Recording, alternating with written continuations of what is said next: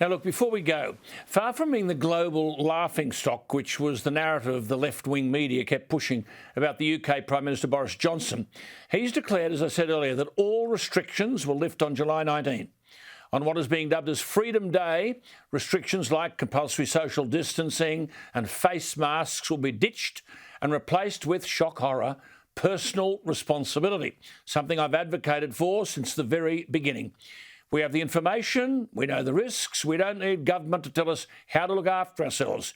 The requirement to scan a QR code when entering venues such as bars, restaurants, hairdressers or gyms will be dropped in Britain.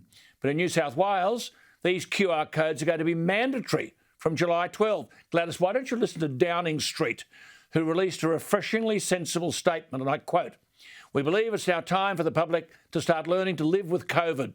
All the data and scientific modelling suggests that the lifting of restrictions will lead to a rise in cases, but we're confident there'll be no risk of it putting significant additional pressure on the NHS," unquote. Over here, we've got state premiers consumed by cases. We understand people will test positive, but how many of those people are seriously ill in hospital? The police commissioner does not each day read out how many road accidents have occurred the day before, and if there had been any, does not then ban the driving of all vehicles. Governments have overreacted enormously, I've said from day one, to what is now the Delta strain of coronavirus, more contagious but less deadly. In the UK yesterday, July 4, there were 24,248 new cases of COVID. 15 people died.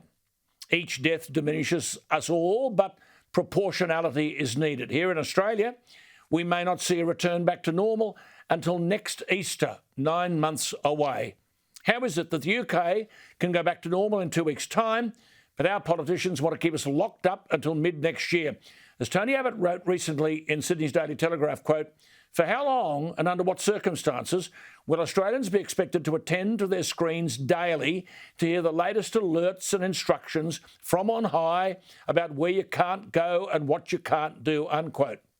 Well, government has got to stop obsessing over one disease and declare a date when all this dictatorial nonsense will end.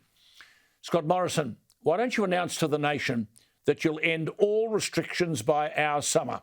And after that, it's up to a thing called personal responsibility. Or is it the case that you won't because you want to play with voters' anxieties in order to win votes for a federal election? Which brings me to the thought for the night. Simple thought.